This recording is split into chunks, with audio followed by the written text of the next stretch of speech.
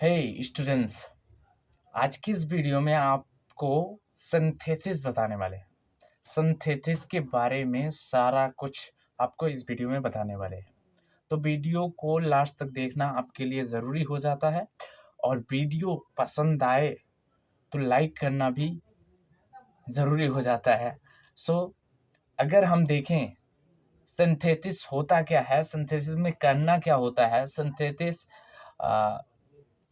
एक तरह का अगर कहें ट्रांसफॉर्मेशन है। सिंथेसिस जो है एक तरह का ट्रांसफॉर्मेशन है, लेकिन इसमें कुछ अलग तरह के ही सिंथेसिस सीखने होते हैं, यानी कि सेंटेंसेस में ट्रांसफॉर्मेशन सीखने होते हैं। जो सिंथेसिस बनता है एक अलग नाम दिया जाता है। इसमें कुल मिलाकर 3 तरह के सेंटेंसेस बनाने होते हैं। और किस तरह के सेंटेंसेस बनाने होते हैं, तो don't too late, let's go ahead. First of all आप देखें यहाँ पे सिंथेसिस में मैंने लिखा हुआ है सिंपल, कॉम्प्लेक्स, कंपाउंड। ये 3 तरह के सेंटेंसेस आपको बनाने होते हैं। अभी ये 3 तरह के सेंटेंसेस किस सेंटेंसेस से बनाने होते हैं, कैसे वर्ड से बनाने होते हैं, ये चीज आपको समझना है। जैसे कि सिंथेसिस में क्या है कि सिंपल सेंटेंस है, कॉम्प्लेक्स सेंटेंस है, कंपाउंड सेंटेंस है। सिंपल सेंटेंस बनाने के जो तरीके होते हैं वो क्या है कि 2 सिंपल सेंटेंस ऑलरेडी होते हैं, उन दोनों को कंबाइन किया जाता है और फिर एक नया तीसरा सिंपल सेंटेंस बनाया जाता है। उसी तरह से 2 सिंपल सेंटेंस ऑलरेडी होते हैं, उनको कंबाइन करके एक नया कॉम्प्लेक्स सेंटेंस बनाया जाता है। 2 सिंपल सेंटेंस ऑलरेडी होते हैं, उनको कंबाइन करके एक नया कंपाउंड सेंटेंस बनाया जाता है। तो हम सबसे पहले जो सीखने वाले हैं वो क्या सीखने वाले हैं, सिंपल सेंटेंस। यानी 2 सिंपल सेंटेंस से उनको कंबाइन करके एक तीसरा नया सिंपल सेंटेंस किस तरह से बनाएंगे। इनको बनाने के तरीके कई है। सिंपल सेंटेंस को बनाने के तरीके कई है। पहला जो तरीका है वो है पार्टिसिपल का प्रयोग करके। पार्टिसिपल्स का प्रयोग करके क्या करना होता है, हमें सिंपल सेंटेंसेस बनाने होते हैं। जो ये तुम्हारे पार्टिसिपल्स होते हैं वो 3 पार्टिसिपल्स होते हैं। अगर मैं कहूं वो 3 पार्टिसिपल्स क्या होते हैं, अगर मैं कहूं कि वो 3 पार्टिसिपल्स क्या होते हैं, तो बारी बारी से उन सारे पार्टिसिपल्स के बारे में हम सीखेंगे। पार्टिसिपल्स जो होते हैं वो कई तरह के रूप होते हैं, जैसे नाउन भी हो सकते हैं कई बार, और कई बार ऐसा होता है कि वो तुम्हारे एडजेक्टिव होते हैं, और कई बार ये कंफर्मेशन नहीं होती है कि वो कौन सी फॉर्म में होती है। मैं पार्टिसिपल्स की बात करूं तो सबसे पहला जो पार्टिसिपल है वो क्या है, प्रेजेंट पार्टिसिपल। प्रेजेंट पार्टिसिपल जो है वो आपका फर्स्ट पार्टिसिपल है। सेकेंड क्या है, पास्ट पार्टिसिपल। और थर्ड पार्टिसिपल जो है वो क्या है, आपका परफेक्ट पार्टिसिपल है। Perfect participle. अगर पार्टिसिपल्स में देखें तो ये 3 तरह के पार्टिसिपल्स होते हैं जिनका यूज करके हम क्या कर सकते हैं, 2 सिंपल सेंटेंसेस को कंबाइन करके एक तीसरा नया सिंपल सेंटेंस बना सकते हैं।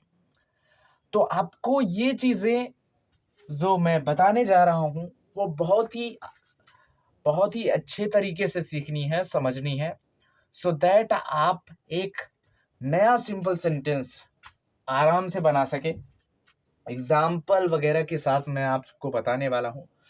तो ये कीजिए कि आप वीडियो को स्किप ना कीजिए, और वीडियो को अगर आप देखना शुरू कर दिए हैं तो वीडियो को लास्ट तक देखिएगा। यहाँ से आप कुछ नया सीख के जाएंगे और बेहतरीन सीख के जाएंगे।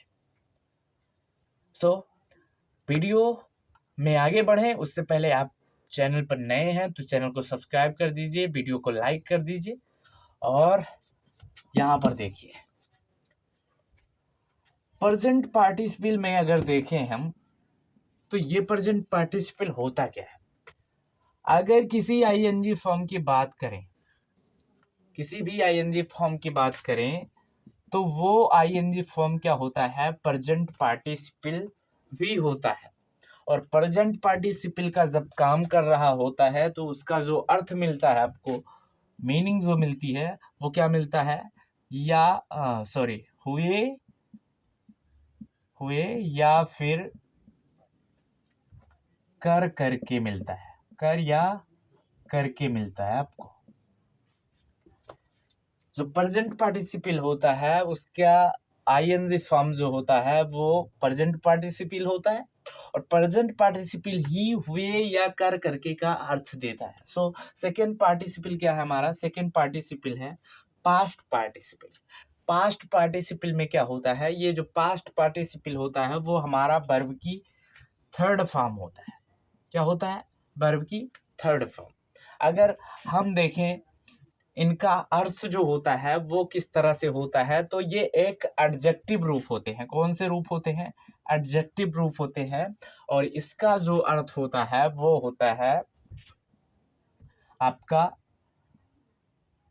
हुआ में निकलता है, हुए में निकलता है, इस तरह से आपका अर्थ निकलता है।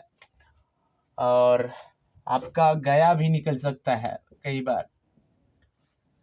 इस तरह से अभी एग्जाम्पल में आपको क्लियरिटी मिलेगी और किस तरह से आप इस पास्ट पार्टिसिपल को समझ पाएंगे।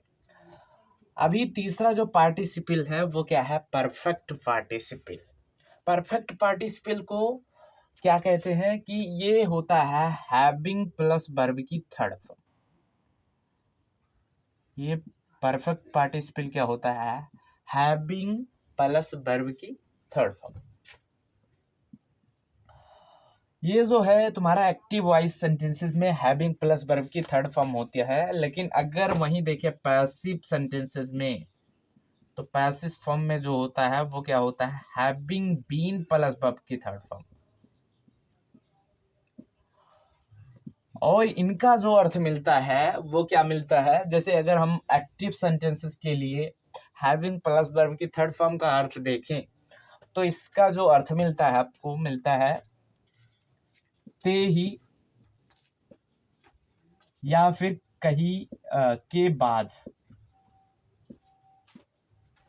ते ही या फिर के बाद, इस तरह के दो अर्थ मिलती हैं आपको। तो अब देखेंगे कि ये जो आपका पैसिव फॉर्म है हैविंग बीन प्लस वर्ब की थर्ड फॉर्म, इसमें क्या आपको अर्थ मिलेगा, तो यहाँ मिलेगा आपको जाते, ये जाते ही, आप लिखेंगे ये जाते ही। और दूसरा जो अर्थ मिलेगा वो ये जाने के बाद,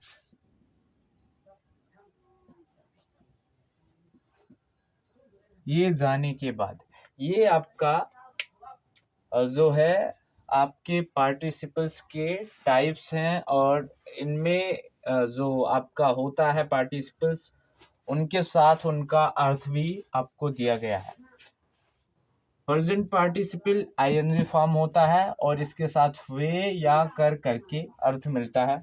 उसके बाद क्या है, पास्ट पार्टिसिपल जो होता है वर्ब की थर्ड फॉर्म होता है, एडजेक्टिव रूप होते हैं ये, हुआ हुए गया इस तरह के अर्थ मिलते हैं। परफेक्ट पार्टिसिपल्स क्या है, ये हैविंग प्लस वर्ब की थर्ड फॉर्म जिसका अर्थ क्या है ते ही या के बाद मिलता है। और जो पैसिव वॉइस फॉर्म में होता है वो क्या होता है, हैविंग बीन वर्ब की थर्ड फॉर्म मिलता है और इसके अर्थ जो मिलते हैं वो ये जाते ही या फिर ये जाने के बाद मिलता है। अभी एग्जाम्पल से आपको क्लैरिफाई होगा ये कि आप किस तरह से इनका अर्थ ये निकाल पा रहे हैं। एक चीज प्रेजेंट पार्टिसिपल में ये भी देखेंगे कि एक वर्ड बीइंग आ जाता है, ये बीइंग वर्ड आ जाता है जो कि एक आईएनजी फॉर्म ही है, लेकिन इसका जो अर्थ मिलता है वो क्या मिलता है, के कारण, के कारण।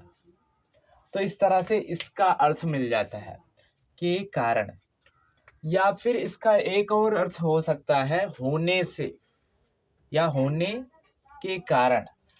तो अब ये तो हमारे पार्टिसिपल्स हो गए। अब इनसे जो पार्टिसिपल्स हैं, ये हमारे पार्टिसिपल्स से बनने वाले जो कंबाइन करके इनको एक नया सिंपल सेंटेंस बनाना है, वो किस तरह से बनाएंगे। तो जल्दी से आप इसे नोट कर लीजिए और हम फिर एक एग्जाम्पल लेते हैं। सो स्टूडेंट्स, ये आपका जो है एक सेपरेट सेंटेंस है, यानी अलग अलग सेंटेंस हैं जो कि सिंपल हैं। ये एक सिंपल सेंटेंस है, ये दूसरा सिंपल सेंटेंस है।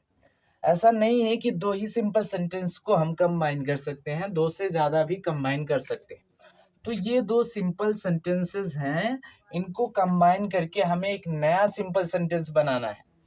सो किस तरह से पॉसिबल है? इन सब पार्टिसिपल्स का यूज करके हमें इसे एक नया सिंपल सेंटेंस बनाना है। सो यहाँ पे ध्यान दीजिएगा ना, हम एक कंबाइन सेंटेंस बनाते हैं, इसको जोड़ के। सबसे पहले देखेंगे इनका मीन्स क्या होता है। आप यहाँ पर मीन्स को समझेंगे तो बेहतरीन तरीके से आप एक सिंपल सेंटेंस बना पाएंगे। जैसे कि अगर देखें, आई रीच्ड होम, मैं घर पहुंचा। आई टूक ऑफ माई क्लॉथ्स, मैंने अपने कपड़े उतारे। तो दोनों का अर्थ आपको अब कंफर्म हो चुका है। मैं घर पहुंचा, मैंने अपने कपड़े उतारे। अभी इसको हम इन तीन पार्टिसिपल्स के अकॉर्डिंग चेंज करने का ट्राई करेंगे। सबसे पहले हम देखें, घर पहुंचने के कारण, हो सकता है घर पहुंचने के कारण मैंने अपने कपड़े उतारे। सो ये ठीक नहीं है। दूसरा वाला करते हैं हम। यहाँ पर क्या है, घर पहुंचते हुए मैंने अपने कपड़े उतारे। दूसरे अर्थ के साथ चलें तो घर पहुंचकर मैंने अपने कपड़े उतारे। हाँ, ये हो सकता है, घर पहुंच करके मैंने अपने कपड़े उतारे। तो यहाँ पे क्या आया कि घर पहुंच करके मैंने अपने कपड़े उतारे। तो यहाँ पे इतना जितना अर्थ आया है उतना ही आपको लिखना है, घर पहुंच करके। तो पहुंच करके के लिए आईएनजी फॉर्म होती है, यानी पहुंचने की अंग्रेजी है रीच, उसमें आईएनजी फॉर्म यूज करेंगे। रीचिंग होम, ये आपका क्या हो गया, घर पहुंच करके, कामा लगाएंगे।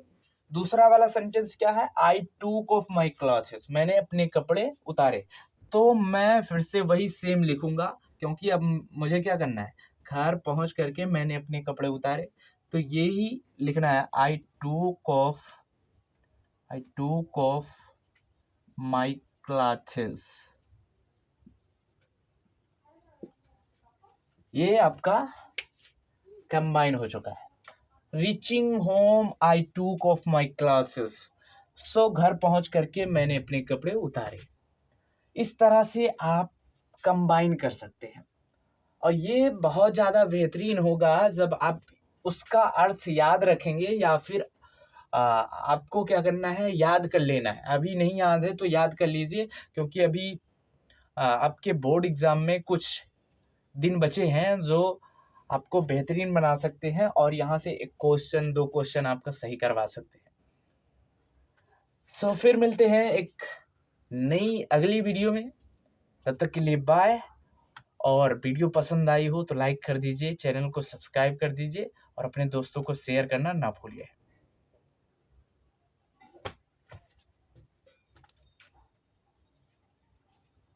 वैसे अगर आप अपने गुरुओं का सम्मान करते हैं तो वीडियो को लाइक करके ही जाएंगे।